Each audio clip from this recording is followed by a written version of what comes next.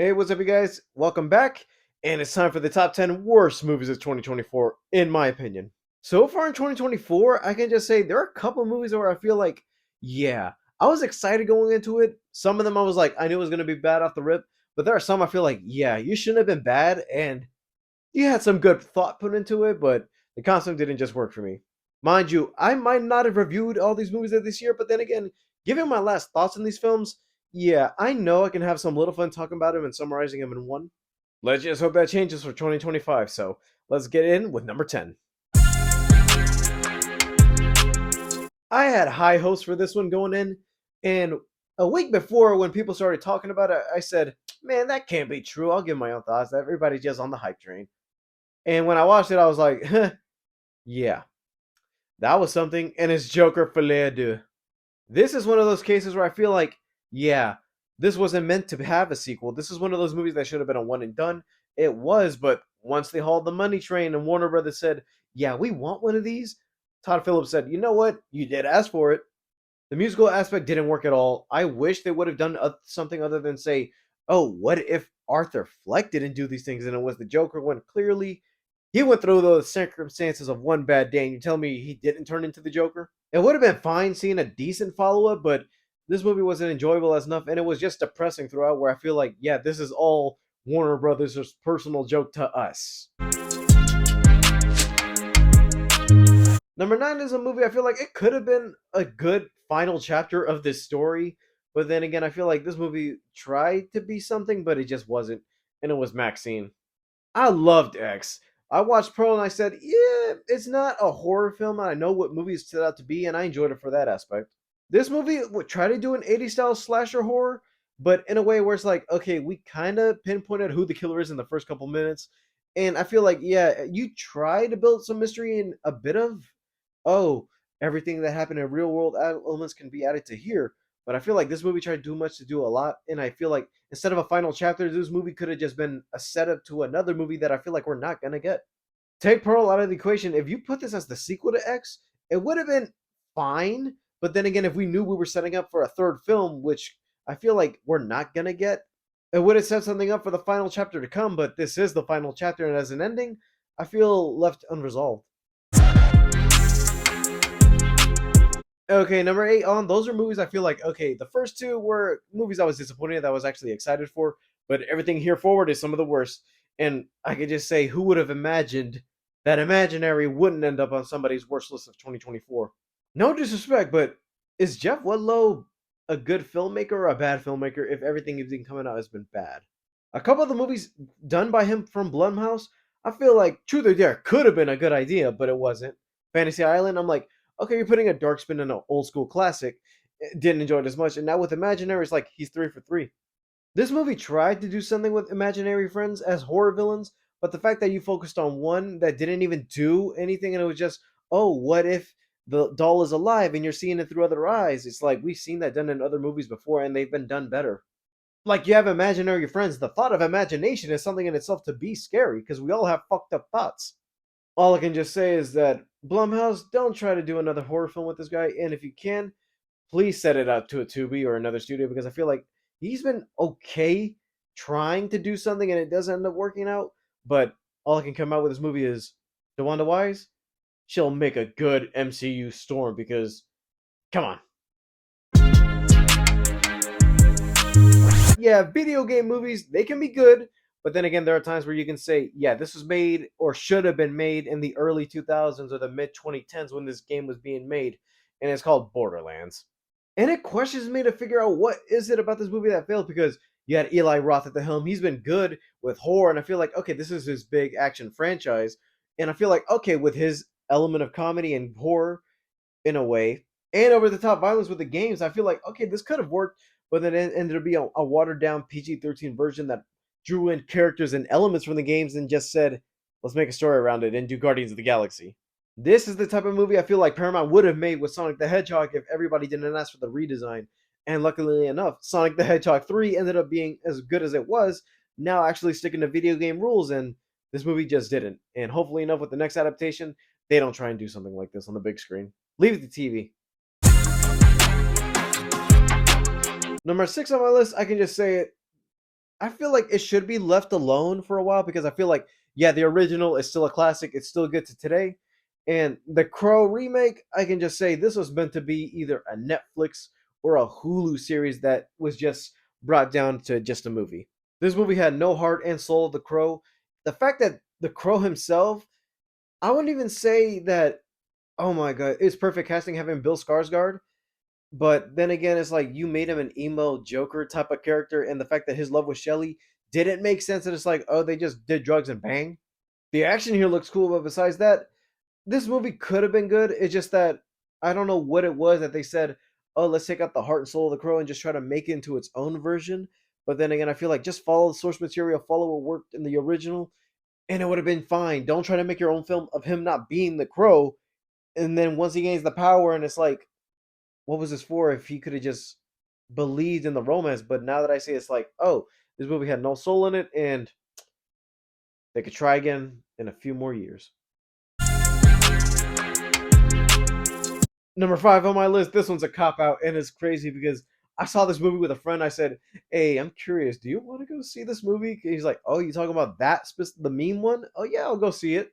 And once we saw this, we're like, "Oh, so this is white savior syndrome with the American Society of Magical Negroes."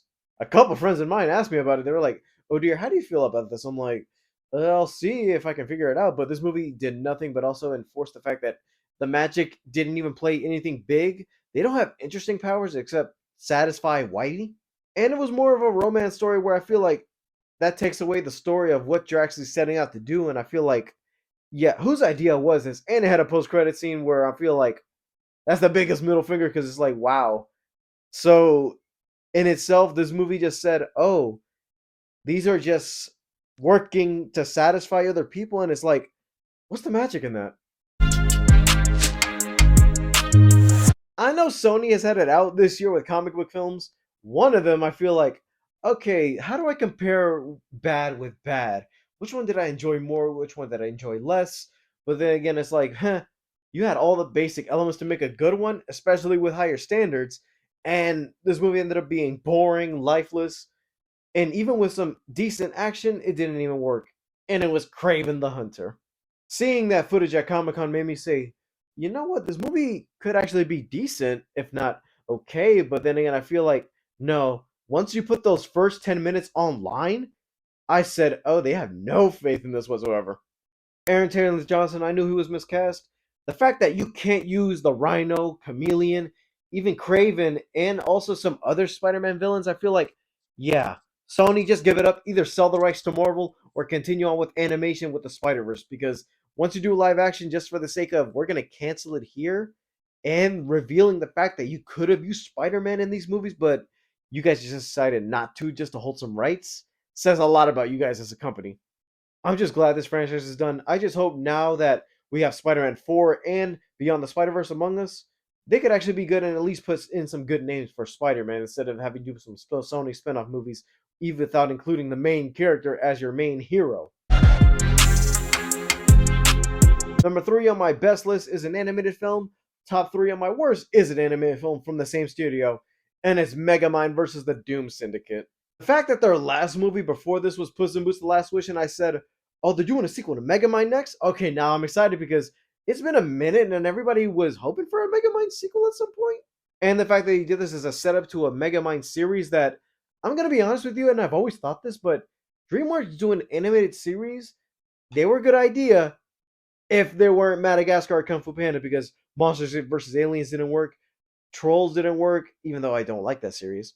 Turbo Animated didn't even work, but the fact that Madagascar was the only one they'd set out to do good things with says a lot because at least that franchise knew how to expand when these TV series all they did was just, oh, we'll have the characters but not have them act like the characters in the movie. And I have a feeling they're not even going to touch this no more, and this is what we're going to get from Megamind, even retconning some things like, oh, Megamind wasn't even always a villain. He was taught by somebody. Yeah, that just told me they just said cash grab, get a name, and let's make a script around this. So, yeah, that's all we're going to get from Megamind.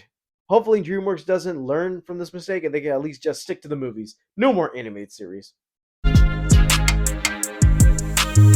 Number 2 on my list, I knew it was going to be bad going into it, but something in me said public domain. A lot of people are interested in doing something with these characters, but We've had some other studios say, you know what, this is what we can do improving on a sequel. This studio said, you know what, we don't have any money, we just did whatever and made the most of it, and it's called the Mouse Trap. Once Mickey Mouse went public domain and they said, we're going to make a horror movie and it's already ready to go, I said, this thing looks cheap and it looks bad, but hopefully some of the acting can be set aside and let's see them be stupid and fun. This movie said, let's just make a movie and hopefully it works. Mickey as an element is not even a main thing, the problem with here, because using the Steamboat Willie short as the inspiration of, oh, it's possessed and there was something wrong with it, that's cool in a concept. Seeing the Steamboat Willie animation being brought as a, oh, this thing is actually possessed and Mickey from the short is actually coming into the real world, that's interesting. But the fact that he made him possess somebody and wearing the Mickey Mouse mask didn't make him Mickey Mouse, and you cheaply made him teleport as if he was Michael Myers or Jason, and the fact that there aren't any actual kills in here where you don't see the kill. I already know this looks like a student film, and the fact that we're getting Steamboat next month, and I feel like, oh, let's see what the Terrifier and Mean One guys have something to do with this, because at least they're taking the concept of actually using the character of Mickey Mouse in the real world, and with David Howard Thornton on it, I can just say that's gonna look really scary or freaky, or I don't know, because we haven't even seen what he looks like yet. I've seen a little glimpse of him in the little teaser they put up before Terrifier 3, but it was barely a good glimpse, and I don't see it online anywhere. And this isn't the end, man. We got a couple more characters going public domain next year, and yeah, more of these type of movies are here to come. Now, what could be worse than the Mousetrap? Because let me put a little backstory into this number one, because it's not a big movie. It's one I said, they're making this thing? True story. Back in June, I was there for the whole Spider Monday thing where they had Spider Man 1, 2, 3, up till No Way Home. I went with my brother and cousin. We were watching some trailers, and this one trailer for a parody movie came out, and I said, this is on the big screen. This is actually in theaters. We're watching this right now in a group of Spider Man fans. That movie is none other than Not Another Church Movie. Part of me said, okay, maybe it's the editing in the trailer because I feel like we haven't had a parody movie in a while. Last time I can remember was Superfast. This movie did nothing but parody Tyler Perry, but the fact that, oh, we're gonna make a Tyler Perry movie that's worse than his actual movies, and not even on the fact that they use green screen, they use actual references to the movies, but also the fact that it's like you guys just either filmed this on an iPhone. Some of the quality didn't look good, and some of it wasn't even funny to where it's like we can parody Tyler Perry, but no, they just riff on him. Even as a parody movie, this movie wasn't even funny or trying to parody. They were just emulating scenes and saying the title of the movie in between sentences. The fact this wasn't on Tubi says a lot because there are some big names in here that I respect. And seeing them in here, I was like, what type of deal with the devil did you guys have to be in this thing? Hopefully, with 2025, this could be the end of these types of movies because lately there's been some good news with parody, and I hope actually bring that genre back because I do kind of miss them. But with the Naked Gun coming next year with Seth MacFarlane and 2026 with Marlon Wayans and the Wayans family back for Scary Movie 6, hopefully the parody genre can be saved and we don't get any more trash like this because it's embarrassing. These are the types of things that would have been great on YouTube early 2010s, but we're done with it and we're kind of sick of it at this point. These were the top 10 worst movies of 2024, in my opinion. I can just say, have you seen any of these? And if there were any movies you've seen that have disappointed you, let me know. Or some movies that you said, oh, this might be bad. And I walked out like, yeah, this is worse than I thought going in. Thank you guys for watching. And this is the last of 2024. I just want to say thank you guys for watching. It's been a good year. I know I haven't been in and out lately. There's been a big, huge improvement on the channel. And I can just say thank you guys for supporting me because I've always wanted to do something with the YouTube channel. I felt like I had the chance to do it years ago, but I just was nervous and I wasn't like open enough to actually open my doors and actually just say, you know what, let me do this type of thing and actually talk about the things I love and actually have a public surface for it. All right, guys, thank you guys for watching. Leave a like, subscribe if you haven't already. All my social media in the description below, and I'll see you guys next time. Bye, guys.